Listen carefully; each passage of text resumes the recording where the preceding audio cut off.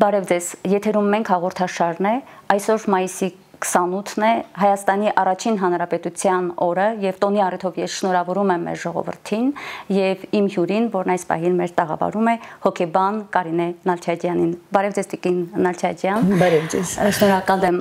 իմ հրավերն ընդունելու համար եւ մենք խոսենք եւ օրվա խորհրդին համահունչ եւ նաեւ այսօրվա իրողությունների մասին, իրողություններին կանդրադառնանք ձեր հոկեբանի աչքերով։ Եվ ուրեմն շնորհակալ եմ, եթե թույլ կտաք, ես ուզում եմ ես նույնպես շնորհավորել մեզ բոլորիս այս կանչելի տոնի արդիվ եւ մեր խոնարհումը նահատակներին, այն մարդկանց, ում նվիրման գնով կա այսօր Հայաստանը, կանք այսօր մենք մեր նորորյա եւ հնորյա բոլոր հերոսներին, կենթանի եւ նահատակված խոնարհում բոլորին։ Հետևյալ հարցով սկսեմ այսօրվա մեր զրույցը։ Պետականության ստեղծումը, անկախության ստեղծումը, պահպանումը մեզ համար, մեր պապերի համար երազանք է եղել եւ մեր սերունդը հասավ դրան։ Հիմա հետևյալ խնդրի առաջ ենք մենք կանգնած։ Արդյոք մենք գնահատում ենք այն ինչ ձեռք ենք բերել արյան գնով, այն ինչ ձեռք ենք բերել բարդ, հա, իրողությունների, պատմական բարդ իրողություններով անցնելով, մենք գիտակցում ենք պատմության արժեքը, անկախության արժեքը, գիտակցում է այսօրվա մեր սերունդը։ Գիտեք, ինչ ես կարծում եմ, որ գիտակցում ենք, այդպես չի, որ չի գիտակցում սերունդը։ Ընդ որում այս 3 իրար հաջորդող պետականությունները, նաև մենք խորհրդային այդ միության կազմում ունեցել ենք Հայաստան, որը բավականին այսպես զարգացում է ապրել, գիտակցում ենք, ասել, որ չենք գիտակցում, սխալ է, բայց արդյոք կարողանում ենք մեր պետությունը ճիշտ կառավարել, զարգացնել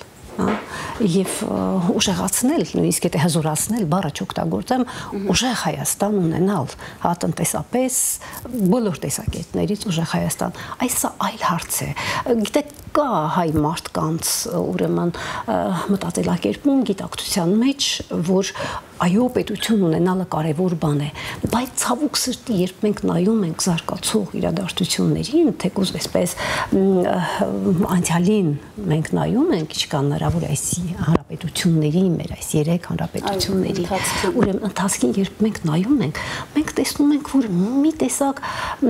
շատ այսպես այդ թանկ պետականությանը, երբեմն մենք շատ էժան մոտեցումներ ունենք, այսպես մատների արանքով, իմիջայլոց, կարծես թե դե կա էլի պետականություն է ունենք, հանգիստ կարող ենք ով ինչ անում, երբեմն անխնամ նույնիսկ կարելի ասել, կարծես փորձանամս, խելոք,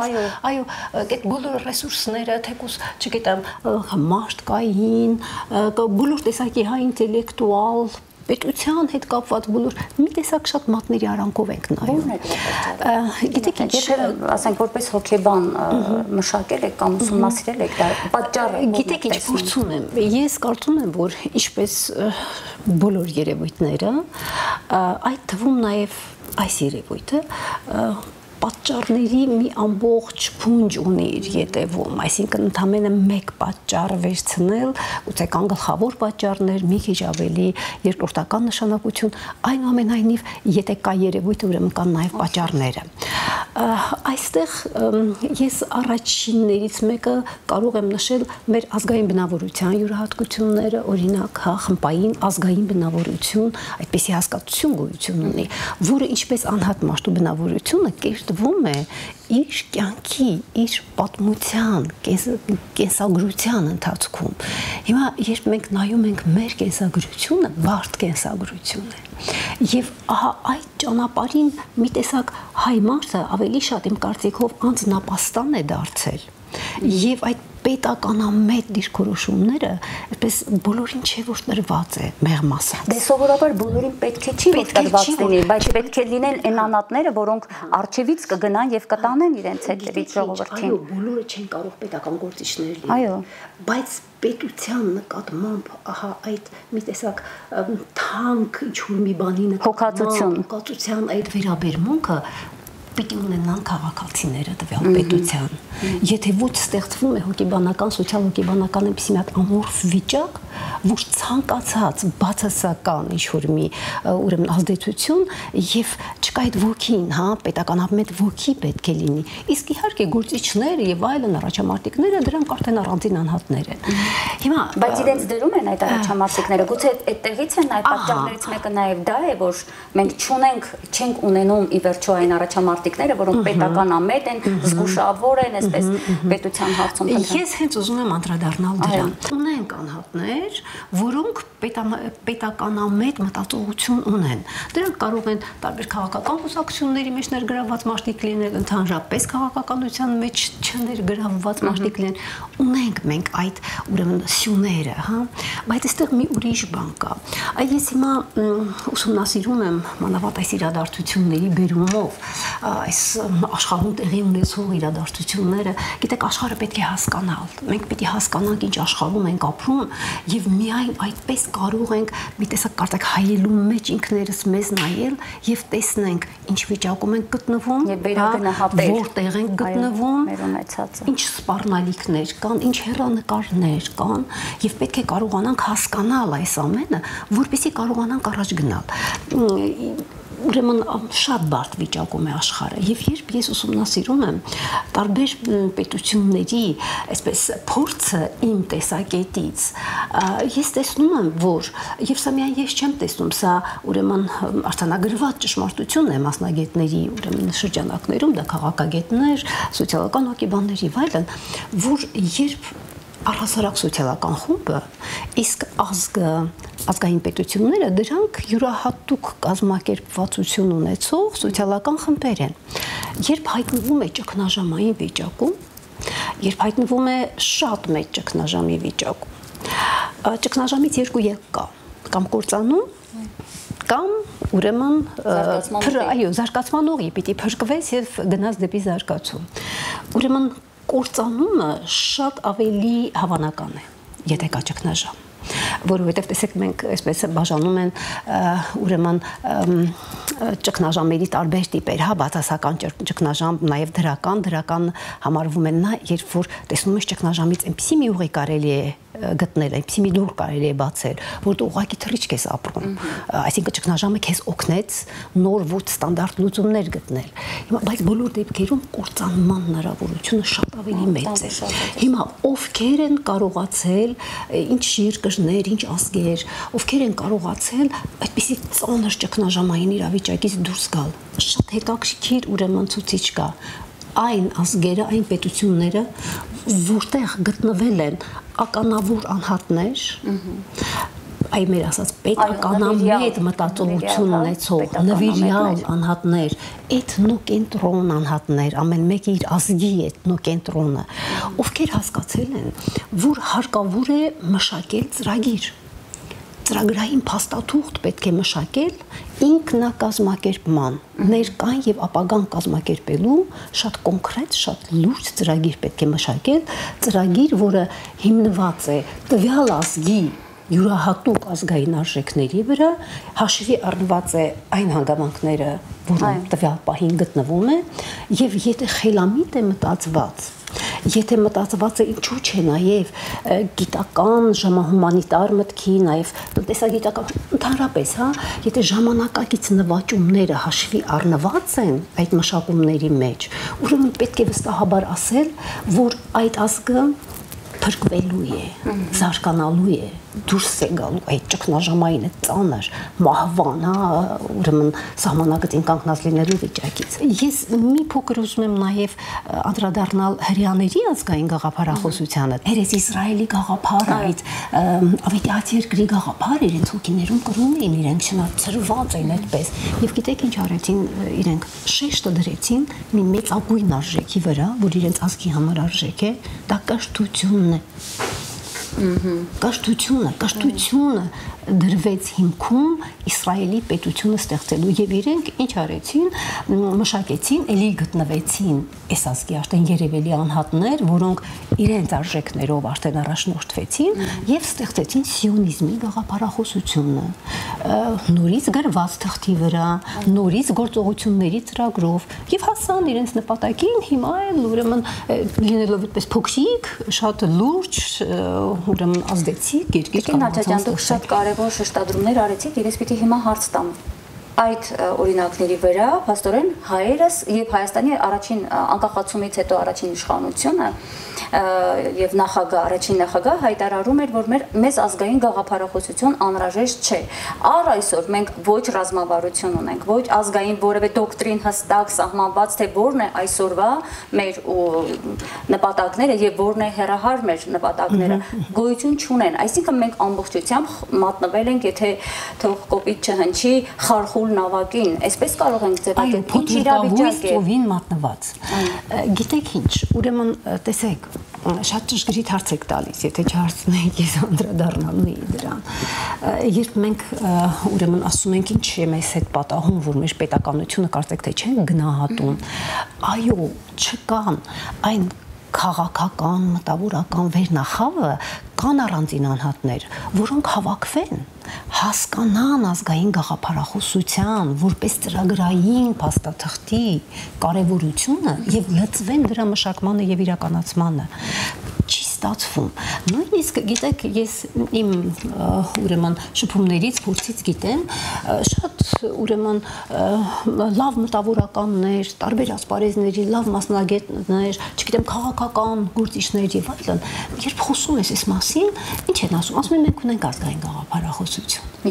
Ասում ենք որն է, օրինակ բերում են, ասենք Չարենցի հանճարեղ խոսքերը, ով հայ ժողովուրդ, քո միապրությունը, այո, քո ուրեմն միասնության մեջ է, հրաշալի է, հանճարեղ է, բայց դա գիտեք ինչ կա, այստեղ չեն տարբերում մարդիկ ազգային գաղափար, նացիոնալնայա իդեя եւ ազգային գաղափարախոսություն հասկացությունները, սրանք բավականին մոտիկ են, բայց բնավ նույնական չեն։ Օրինակ տեսեք, Ռուսաստանը վերցնենք։ Ռուսաստանի մտավորականության շրջանակներում տարիների վեր քննարկվում է այդ հարցը, որն է իրենց ազգային գաղափարը։ Մեկ ասում է ուղղափառությունն է, օրինակ Պուտինը ելույթ ունեցավ եւ ասաց, որ Ռուսաստանի ազգային գաղափարը դա ուրեմն սերն է առ հայրենիք, հայրենասիրությունը։ Տեսեք, իրենք խոսում են ազգային գաղափարի մասին, բայց ռուս մտավորականությունը այսօր շատ լուրջ ձայն է բարձրացնում եւ ասում է, որ իրենց պետք է ազգային գաղափարախոսություն, ոչ թե գաղափար։ Լավ, ուրեմն ինչն է մեզ կաշկանդում, որ մենք ունենանք այդ ամենը եւ ի վերջո արձանագրենք որն է մեր ուղին։ Գիտեք ինչ, դա փորձեցին անել Նժդեհը եւ Հայկ Ասատրյանը։ Փորձեցին անել եւ որոշակիորեն հաջողեցին։ Նույնիսկ իրենք անցան գործնական քայլերի, չէ, իրենք ստեղծեցին երիտասարդական այդ ուրեմն օջախները, որովհետեւ ցանկացած գաղափարախոսություն երբ ստեղծվում է, երբ նայում ենք պետությունների օրինակը, անմիջապես կյանք են մտցնում։ Ինստիտուցիոնալիզացիայի են ենթարկում, ինչ որ օջախներ են ստեղծում, կազմակերպություններ եւ այլն, որտեղ սկսում է դա քարոզվել, մարդկանց հասցնել, որտեղ ժողովուրդը պիտի գիտակցի իր համար ամենակարևոր բաները։ Հիմա մեր դեպքում նորանկախ Հայաստանում մերժվեց այդ գաղափարախոսությունը եւս առաջին դեմքի հենց կողմից, գիտեք ինչ, ես բացարձակապես հեռու եմ այն մտքից, որ այդ առաջին դեմքը, ես ամեն ինչ ես ասում եմ, չգիտես, նա կշտված մարդ է։ Եվ բայց քանի որ ուրեմն լիբերալիզմի գաղափարախոսության կրողներ եւ նպատակները Հայաստանի համար ես չգիտեմ որոնք էին, ուրեմն գիտեք լիբերալները, այդ թվում նաեւ ուլտրալիբերալները վախենում են ազգային բառից, ազգային գաղափարախոսություն հասկացությունից, ինչպես սատանան խաչից, որովհետեւ դա իրենց հակոտնյան է։ Հիմա այսօր արդեն որ աշխարհը շատ խառնակ վիճակում է, գիտեք, շատ յուրահատուկ վիճակ է, նույնիսկ սա կարելի է համարել քաղաքակրթական ճգնաժամ, մարդկային քաղաքակրթությունը անցել է մի շարք քաղաքակրթական ճգնաժամերով, այսօր խանգարում են պետությունները, այսօր խանգարում են ազգային պետությունները, օգտագործելով տարբեր դրա համար երբ մենք ասում ենք Սորոսի եւ այլն, սրանք արդեն վեր պետական կառույցներ են, ում կամ հանգարում են պետությունները եւ պիտի ոչնչանան պետությունները։ Եվ իրենք ուրեմն հսկայական, հա, աստղաբաշխական միջոցների տիրապետելով, ուրեմն ֆինանսական ներդրումներ են անում, որոնք իրենց համար շատ չնչին բաներ են, եւ ստեղծում են իրենց ուրեմն ձեռնասուն գործակալական ցանցը հրաշալի զինված են գիտության այսօրվա նվաճումներով, երբ մենք ասում ենք, չգիտեմ, տեխնոլոգիաներ եւ այլն, չէ, մարդկանց վրա ազդելու եւ այլն, իրենք ի տարբերություն մի շարք պետությունների, այդ թվում մեր անցած նաև քաղաքական էլիտաների, բացարձակապես ով չհասկացավ այդ ազգային գաղափարախոսության, հասկանում եք ճշգրիտ գիտական արդյունքներ կան, որոնք պետք է հաշվի առնել, որ մենք հասկանանք, թե մեր վրա ինչ ազդեցություններ կան, որ թույնը կարողանանք։ Պաստորեն Տիկին Ալչաջյան, ձեր ասելիով դուրս է գալիս, որ անկախության առաջին տարիներից մեր ընթացքը սխալ է եղել, հիմքը սխալ է դրվել, մենք դուրք ենք տվել այնպիսի ուղղությունների, որոնք ոչ ազգային են, ոչ պետականանպաստ են, եւ հետո էլ հիմա դժգոհում ենք, թե ինչու ենք այսպես անընդհատ սխալներով գնում առաջ եւ չենք հաջողում մեր պետության կայացման եւ զարգացման գործում, եւ առավել ոչ միայն չենք հաջողում, չափազանց խոցելի ենք եւ մարտահրավերներին անզոր ենք դիմակայել։ Այս բոլորը գալիս է փաստորեն շարունակելու ենք այդպեսին լինել։ Գիտեք, այսպեսի մի ճշմարտություն կա, դա շատ լավ գիտեն գաղափարախոսություն ուսումնասիրողները, որ եթե դու չունես քո գաղափարախոսությունը, ուրեմն դու նույնիսկ անկախ քեզնից կդառնաս գործիք մեկ ուրիշի գաղափարախոսության, անկախ քեզնից ուրիշի գաղափարախոսության կրողը իր ուրեմն ձեռնասուն ինչ-որ մի բան ես դառնում, հասկանում եք, այսինքն պետք է ունենալ այդ գաղափարախոսությունը։ Ես ուզում եմ համեմատություն անցկացնել անհատի պարագան եւ ուրեմն սոցիալական խմբերի, այդ թվում նաեւ ազգերի, պետությունների պարագան։ Տեսեք, պատկերացրեք մարդ, որ չունի նպատակ, նույնիսկ հոգեկան առողջությունը կկորցնի։ Աննպատակ ապրելը շատ ծանր բան է։ Մենք մեր առջև փոքր կամ մեծ նպատակներ դնում ենք, եւ շատ ավելի լավ, եթե հեռահար նպատակներ ենք դնում, հա, նպատակ ունենք միջանկյալ նպատակներով, գիտենք ինչ ենք անելու, ոնց ենք անելու, ինքնակազմակերպվում ենք, այսպիսի մարդիկ հաջողության են հասնում։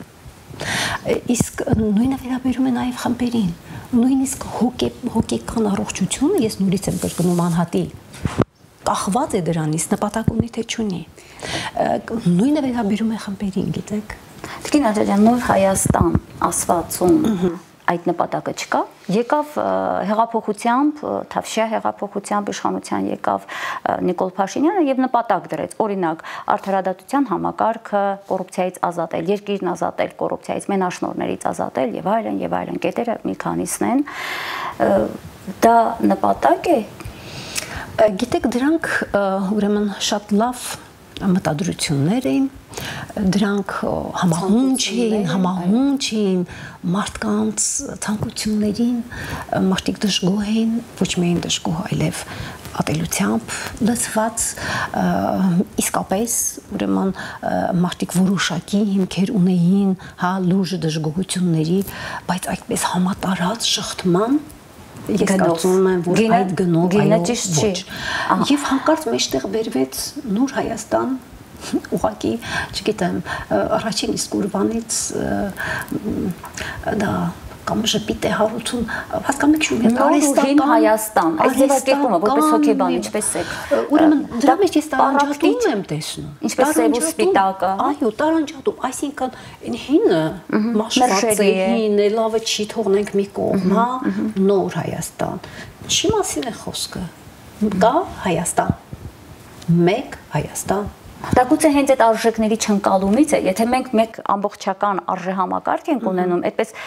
չենք մերժում, հա, ասում ենք դու լավը չես, թողեցինք, գնացինք նոր արժեքների հետևից, այսպես մենք պետություն չենք ստեղծի, մենք անընդհատ արժեքները կորցնելով նոր ինչ-որ բաներ կփնտրենք եւ ուղղակի մեր կփոշիացնենք մեր ունեցածը։ Պետք է մի հատ նայել ինչ ունենք, չէ՞ որ մենք ունենք։ Այդպես չի, որ դատարկ տեղում եկան եւ ուզում են նոր պետություն կառուցել։ Չէ, մենք ճանապարհ ենք անցել, հասկանում եք, եւ ունենք արդեն այն բազան, որի հիման վրա հենվելով կարելի է կատարելագործել, չգիտեմ, հազար ու մի մեխանիզմներ, հա, գրագետ, պետականամետ, մեխանիզմներ օգտագործելով գնալ առաջ։ Սա քարոշչական դրույթ եմ ես համարում Նոր Հայաստան, որը շատերը այսպես այդ խայծը կուլ են տվել, բայց եկեք ավելի լուրջ լինենք, հա։ Մենք ունենք Հայաստան, որը այսպես աշխարհաքաղաքական շատ լուրջ ուրեմն թիրախավորված, իսկ ասեի թիրախավորված վիճակում է, ուղղակի պետք է ուրեմն սթափվել, դուրս գալ քարոշչական, թեկուզ շատ գրագետ տարված քարոշչական այս ազդեցության տիրույթից եւ հասկանալ, որ եթե մենք լուրջ չլինենք,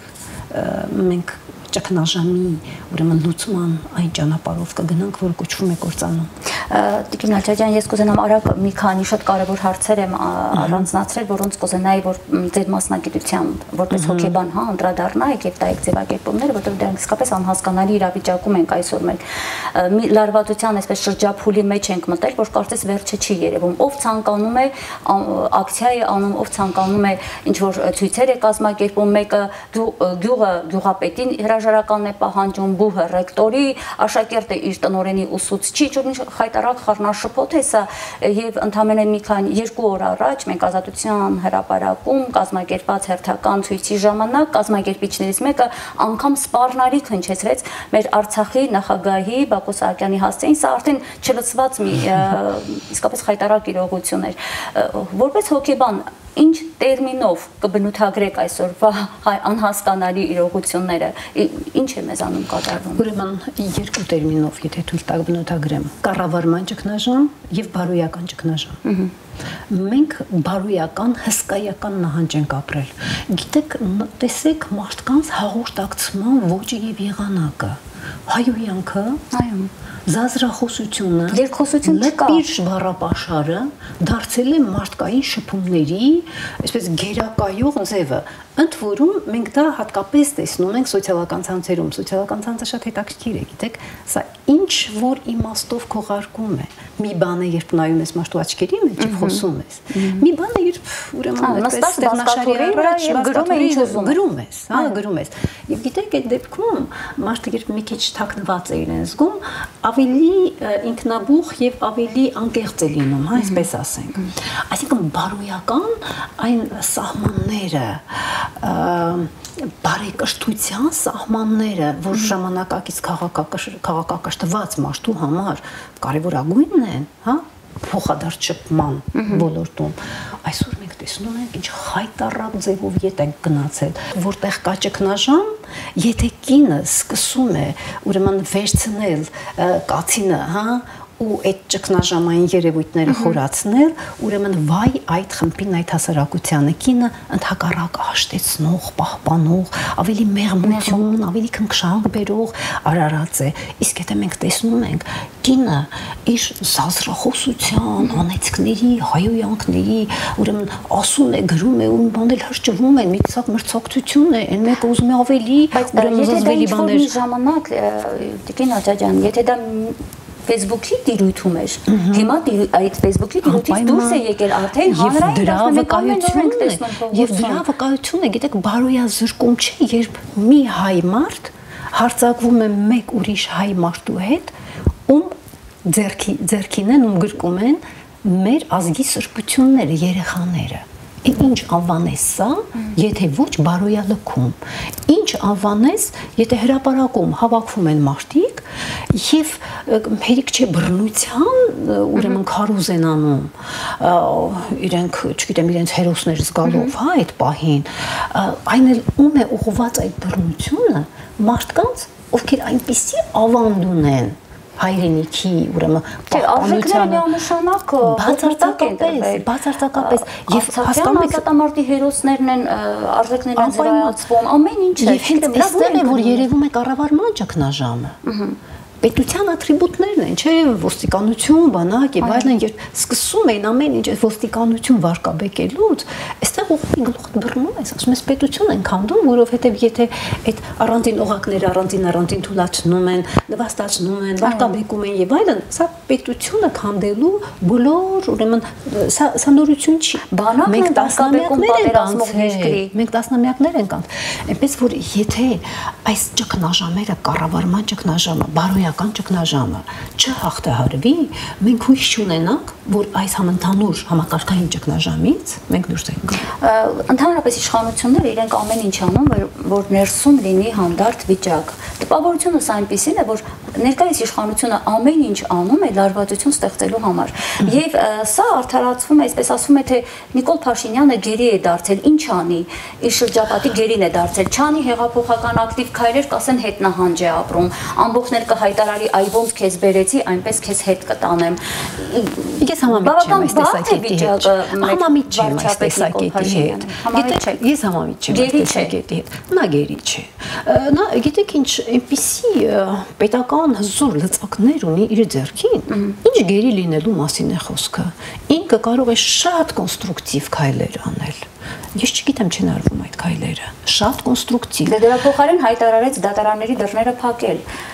Այսինքն տեսեք պետության մի ատրիբուտ, մենք բոլորս էլ ամեն մեկս նույնիսկ մեր կենսափորձով չէ դժգոհություններ ունեն, բայց եթե ես դժգոհ եմ, ասենք, այսինչ թվականին, այսինչ դատարանի, այսինչ դատավորից, դա չի նշանակում, որ ես պիտի վերցնեմ իմ պետության այդ կարևոր ատրիբուտը քանդել։ Իսկ ինչ է շատ ներողություն, դատախազությունը այդպես հրեշտակային կերպարի մեջ է մենակ դատարաններն են, այս ինչ երկակի ստանդարտները ես տեսնում եմ երկակի, այսպես չի կարելի եւ գիտեք այս ամբողջ խառնաշփոթը ես փորձեցի այսպես մի փոքր քաոսի տեսություն գոյություն ունի մեզանում լրիվ աշխատում է ուրեմն կառավարելի քաոսի տեսությունը եւ գիտեք կառավարելի քաոսի տեսության կոնցեպցիայի հեղինակը ուրեմն Ստիվեն Ման նա 90-ականներին աշխատել է Հայաստանում ամերիկյան դեսպանատանը, նա լավ գիտի Հայաստան։ Կարծում եք դրսից ներմուծված սցենար է Հայաստանում իրականացվում։ Գիտեք ակնհայտ է, Սորոս որ ասում են, ես լրիվ համամիտ եմ։ Ես լրիվ համամիտ եմ, եւ այստեղ նույնիսկ ոչ թե առանձին պետությունների մասին է խոսքը։ Այստեղ շատ ավելի վերպետական կառույցների մենք շատ բարդ աշխարհում ենք ապրում, հասկանում եք, վերլուծելա պետք, հետազոտել է պետք։ Տիկին Աչաջյան, տեսեք հաճախ են ասում, որ Նիկոլ Փաշինյանի թիմում կան այն մեծ թիվ են կազմում այն մարդիկ, ովքեր տարիներ շարունակ դրսից եկող գումարներով, տարբեր կազմակերպություններից դրսի գումարներով Հայաստանում ծրագրեր են իրականացրել, բնականաբար իրականացվել են դրսի ծրագրերը, դրանք պետական օրակարգեր չէին։ Դրանք երբեմն նաև շատ լավ ծրագրեր են եղել, բայց մարդասիրական, երեխաներին ուղղված եւ այլն, բայց բոլորը չէ որ այդպեսին են եղել։ Հիմա այդ մարդիկ, որոնք կրկնում եմ, մշտապես իրականացրել են դրսի պատվերով եկած ծրագրեր, այսօր կարող են պետական օրակարգ ձևավորել, լինելով արդեն իշխանություն։ Հնարավոր է հոգեբանորեն եմ, դարձյալ խնդրում եմ հոգեբանական տեսանկյունից խնդրին անդրադառնալ։ Իրենք ի վիճակի են թոթափելու այդ դրսից հրահանգված այդ մտածողությունը, արագ դառնալ պետականամետ, Հայաստանակենտրոն եւ իրականացնել պետական օրակարգ։ Կարող են, երբ որ նորից եմ կրկնում տասնամյակներ շարունակ իրենք դրսի պատվերն են իրականացել պատասխանեն որպես հոգեբան։ Գիտեք ինչ, իրենք հայ մարդիկ են վերջին հաշվով, հայերեն խոսում են, բայց մարդը երբ ձևավորվում է որպես անձ, նաև ձևավորվում են անձի բաղադրիչը համարվող դիրքորոշումները։ Մեր դիրքորոշումները, համոզմունքները, ձգտումները, ինչն է ճիշտ, ինչն է սխալ եւ այլն, հա, ամբողջ այսպես գաղափարաբանություն է մարդու գլխում ձևավորվում։ Ինքը այսպես ամեն մարդ ունի իր անձնական կենսափիլիսոփայությունը։ Հիմա այս մարդիկ թեև երիտասարդ այն տարիքում են, որ իրենք արդեն ձևավորված են։ Ընդ որում, տեսեք, իրենք շատ հաճախ խոսում են ստերեոտիպերի մասին, կոտրել ստերեոտիպերը։ Ուրեմն իմ դիտարկումները ցույց են տալիս, եւ սա ուղղակի զուտ մասնագիտական իմաստով, որ իրենք շատ ստերեոտիպացված են։ Կարծր մտածողության տեր երիտասարդներ են, ցավոք սրտի։ Իսկ ստերեոտիպերը գիտեք, մարդը չի կարող ապրել առանց ստերեոտիպերի։ Ստերեոտիպը դա սոցիալական դիրքորոշում է։ Մենք չունենանք սոցիալական դիրքորոշումներ, մենք չենք կարող այս աշխարհում ապրել, հարաբերվել մարդկանց հետ, տարբեր խմբերի անդամ դառնալ, դուրս գալ եւ այլն եւ այլն։ Մենք ունենք մեր ստերեոտիպերը։ Եվ ստերեոտիպերը մեծ մասամբ իրական հիմք են ունենում, հենց այնպես օդի մեջ չեն ձևավորվում, բայց կարող են դառնալ ժամանակավերև, որ հարկավոր է մի ստերեոտիպ արդեն այսպես ետ մղել, մեկ ուրիշ ստերեոտիպ։ Հիմա այս մարդիկ ցավոք սրտի իրենց այն ազդեցությունները, որոնք իրենք կրել են, իրենք ստերեոտիպացված են։ Իրենք, եթե նկատել եք, շատ ինքնասիրահարված են, նարսիսային են, ճկուն չեն, հասկանում եք, չնայած իրենց երիտասարդ տարիքին, ես իրենց մեջ ճկունություն չեմ տեսնում։ Այ եթե այդ ճկունությունը լիներ, որ իրենք կարողանային, տեսեք, իրենք չէ դեմոկրատիային քարոզում են, բայց ո՞րն է դեմոկրատիզմի հիմքը, երբ դու կարողանում ես ուրիշի տեսակետի վրա կանգնել, ոչ միայն լսել, այլև փորձել հասկանալ մյուսի տեսակետը, այսպես մտովի դուրս գալ կարծես քեզնից, կանգնել ուրիշի դիրքում եւ աշխարհին նայել, քո տեսակետին նայել, այդ ուրեմն ուղղությունից։ Բայց իրենք ագրեսիվ են բավական եւ պարտադրող իրենց։ Այո, հենց այստեղ է որ մենք սկսում ենք մտածել թելադրանքի մասին։ Այսինքն ես կարծում եմ, որ ցավոք սրտի մենք գործ ունենք մի իշխանության հետ, որտեղ ավելի շատ ստերեոտիպացված այլ արժեքների գրող երիտասարդներ են։ Գիտեք, հոգեփոխություն շատ քիչ է լինում։ Հոգեփոխություն, այսինքն ես ունեմ այս դիրքորոշումները աշխարհի նկատմամբ այս հայացքը, բայց ինչ որ մի բան պերիպետիկ, ինչ որ փոփոխություններ եթե տեղի ունենան կյանքում, կարող է դու ոնց որ ուրիշ մարդ դառնաս։ Այդպիսի բաներ լինում են, ասենք դա կարող է լինել ցնցող ինչ-որ իրադարձության ազդեցության տակ, բայց այդ կոնվերսիան, հոգեփոխությունը շատ բացառիկ երևույթ է։ Հիմա ինչ է, հույսերս դնենք այդ բացառիկության վրա։ Տիկին Աջաջյան, մեր ժամանակն իհարկե արդեն սպառվել է, բայց ես անպայման պետք է անդրադառնամ հետևյալ հարցին եւ դրանով եզրափակենք։ Ներքին թշնամու այս դավադիր ինչ-որ իրավիճակների, հա, ներքին թշնամի ստեղծելու այս շատ վտանգավոր խնդրին եմ անդրադառնալ։ Տեսեք, Ալիևը եւ առհասարակ Ադրբեջանի իշխանությունները տասնամյակներ շարունակ, վերջին 20 տարի շարունակ գոնե թե հակահայ կերպարով ներքին արտաքին թշնամու կերպար ստեղծեցին, մանկապարտեզից դաստիարակելով իրենց երեխաներին հակահայկական տրամադրություններով, հա, հայացյաց գաղափարներով։ Եվ դա արվեց նաեւ ներքին դաշտում, հասարակական դաշտում համախմբվածություն ստեղծելու համար, այսինքն արտաքին թշնամու։ Այո, դա հայտնի երևույթ է, երբ արտաքին թշնամին ներսից համախմբվում է։ Այո, մեր պարագայում այսօր կատարվում է ճիշտ հակառակը։ Մենք ներքին թշնամի ենք փնտրում եւ չգիտեմ, պայթեցնում ներսից կարծես մեր հասարակությունը կամ մեր միասնությունը։ Ես կխնդրեմ այս երևույթին անդրադառնալ, մասնավորապես վերջի շրջանում շատ է քննարկում Նիկոլ Փաշինյանի հայտնի հայտարարությունը, ելույթը, եթե չեմ սխալվում, մայիսի 20-ին, որտեղ ինքը դավադիր, այսպես անձերի կամ ուժերի մասին էր ակնարկում, ընդ որում Արցախից եկող, որոնք պետք է հող անցնեն եւ այլն։ Սա ինչ է։ Սա ինչպես կմեկնաբանեք։ Ուրեմն սա ուղղակի ես ընկալում եմ որպես նույն սցենարի մի դրվագը։ Մի դրվագը, այսինքն գիտեք, եթե պետության ղեկավարը շատերն են այդ մասին ասում, բայց ես ուղղակի հիշատակեմ, համամիտ եմ, եթե պետության ղեկավարն ասում է, որ կան գործակալներ, եթե պետության ղեկավարն ասում է, որ կան դավադիրներ, եւ այդ ուղղությամբ որևէ աշխատանք չի տարվում եւ ապացույցների իման վրա, ոչ թե ենթադրությունների, ոչ թե անձնական, ուրեմն համակրանքների եւ հակակրանքների, եթե ցույց են տալիս, որ ահա այս մարդը գործակալ է, ուրեմն ինքը պիտի ցույց տա, թե դրանք պետք է հնչեցնեն, դրանք վարկաբեկում են ասողին։ Ասողին հետևողական չի փաստորեն։ Մենք սպասում ենք, ինքը իրանում հայտարարեց, որ գործակալներ կան Հայաստանում, դա գիտեք ինչ հայտարարություն է։ Եվ ժողովուրդը սպասում է, բացահայտի, տեսնենք, այդ ովքեր են, որ մեզ ներսից քանդել են։ Եվ քանի որ անուններ չեն տրվում, բոլորը մեկը մեկին կարող են համարել այդպեսին, չէ՞։ Եվ սա, գիտեք, այդ քաոս ստեղծելու սցենարի ուրեմն շատ կարևոր կնշանակի այդ հայաստանցի Ղարաբաղցի այդ խայտարակ այդ հակադրում ու պառակտումը եւս ձեր ասած նույն սցենարի մեջ պետք է գիտեք խաղաղության քարոզը կա այսպիսի հայտնի ճշմարտություն պատերազմական երկրում պացիֆիզմի քարոզը պետական հանցագործությունն է Խաղաղությունով չի ուզում, միայն խելագարը չի ուզում, միայն խելագարը չի ուզում խաղաղություն, գիտե՞։ Վարդապետի տիկինը, այո, իհարկե, երեք ասել էր, որ դա ուղղված է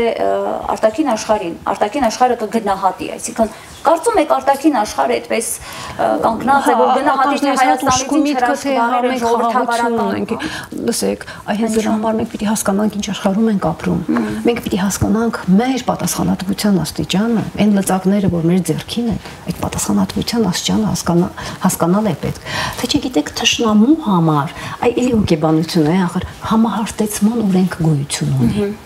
Հիմա ես կարող եմ պատահել այդտեղ ինչ-որ, չգիտեմ, խաղաղասիրական, եղբայրասիրական, թուրքը եղբայր է եւ այլն պսի քարոզներ անել, բայց հենց որ թուրքը հասնի, Աստված մի արասցե, ինքը բացարձակապես չի հիշելու, որ ես իր նկատմամբ այդքան քնքուշ էի տրամադրված, հասկանում եք, եւ ինքը ամեն րոպե հակառակ քարոզն է անում։ Մեկը ես կլինեմ։ Այնպես որ գիտեք,